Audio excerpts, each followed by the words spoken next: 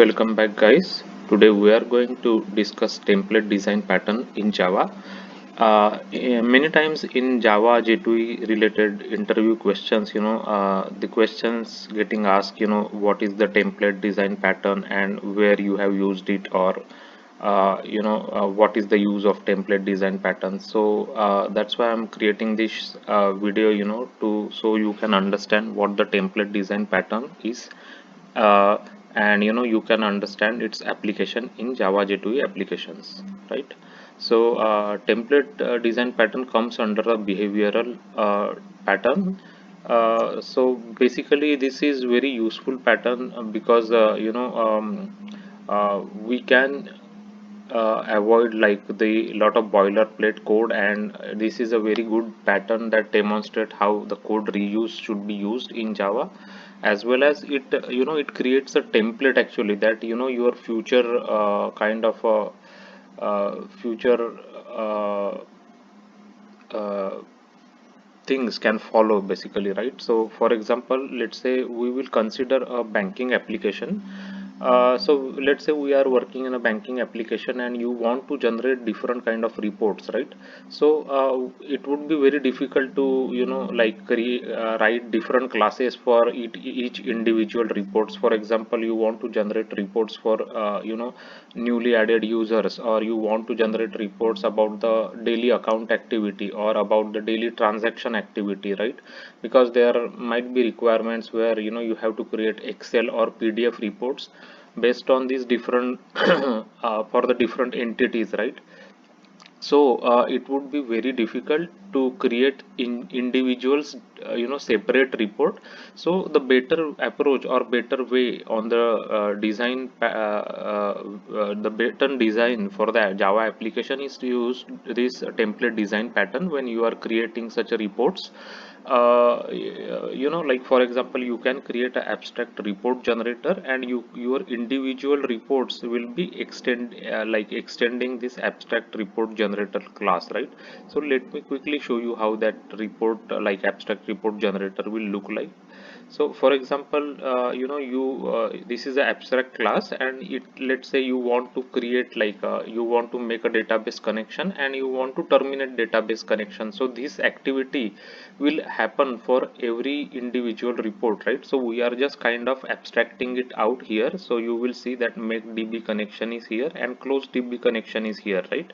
So here we are not actually making the database connection. This is just kind of a demonstration purpose, but here you can write a code where you can create a JDBC database connection, or you can call like a singleton class and you will get the database connection, right?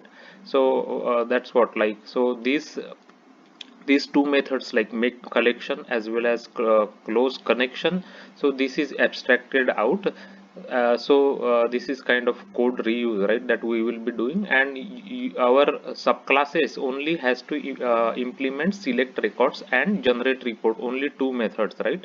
And this is called as a template method, where you are actually creating a template which like decides in which order the method should be executed. For example, first thing you want to do when you are generating a report is you want to make a database connection. After that, you want to fetch the records from the database, that you can do in select records, and then you want to generate report, right, where you will write, in reality you will write a code there to generate Excel or PDF report, and you will put that report in some kind of a common shared folder or something like that, right? And then you want to close the connection. So whenever you want to generate any kind of report in your application, you always want to follow these steps in this specific order, right? So that's where this template method will come into picture, and it automatically like creates, like whenever you are like generating any report, automatically these steps will be followed one by one, right? So first you will make collection, then you will select records, it will generate the report, and it will close the database connection. So let's look at one of the subclasses where we are actually kind of extending it, right? For example, we are extending our abstract reports generator here, and we are just writing select records and generate report method. We don't have to worry about how to get the database connection and how to close and when to close the database connection, right? So similarly, if you are looking at the account activity report generator, it is again extending our abstract reports generator class, right? So only two things we have to implement is selecting the records for account activity from database and generating the report, right? So the code that you do not have to worry about writing any database connection code or closing the database connection code. It will be automatically taken care by the abstract report generator class. So let's look at actually like how it will work in the test, right? So you first just say like abstract report generator, user report generator, and then you create your new user report generator, right? Like this one basically. And when you are after you create the user report generator, when you just call run method, then it automatically calls the run method of our abstract report generator class, and it makes sure that the each individual steps will be executed in specific order, right? So that's how the abstract this class can help us, and it is a template pattern. So automatically the template will be followed for all the reports that we are generating. For example, if you are generating account activity report here, right? Then you will just say run method you will call on the account activity report generator, and run method automatically will first make connection, and then it will call your select record method of your account activity. This select record method it will call of your account activity generator. Then it will call the generate report method, where you can generate Excel or PDF report, and at the end it will close the database connection. So these steps will be followed like one after other in a specific order. So that is a very important thing in the template pattern, right? So as you can see here, also mentioned that it defines order in which step should be executed, that child classes cannot change, right? Child classes can only say for example, here the child class here can only say that run basically, right? It can just say run, but it cannot change the order of the steps basically, right? And that is what we want actually, and that is a main use of template design pattern. So it has already defined what steps should be executed in which order, and that is what the template design pattern is doing. So tomorrow if you want to add one more report here, for example transaction report generator you want to add, right? Then you can just reuse this thing. You can just write one generator class here, and automatically your when you say run, it automatically follows the same order that is defined in our template method. So that is the main benefit and main advantage, code reuse, as well as making sure that these steps getting executed in specific order. So that is what the main use of template design pattern.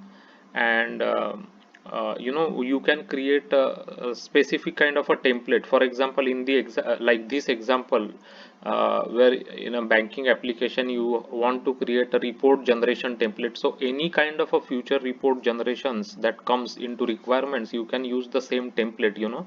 So that is the main benefit, that you are following specific templates throughout the application. So it is like a more code readability as well as code reuse.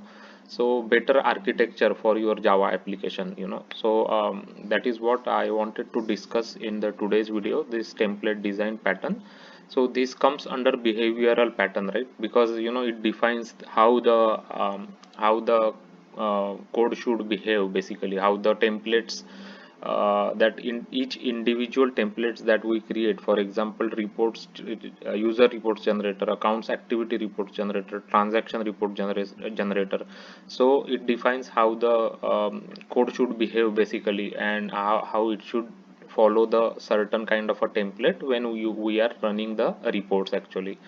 So I hope that it gives you a good insight about like how the template pattern works.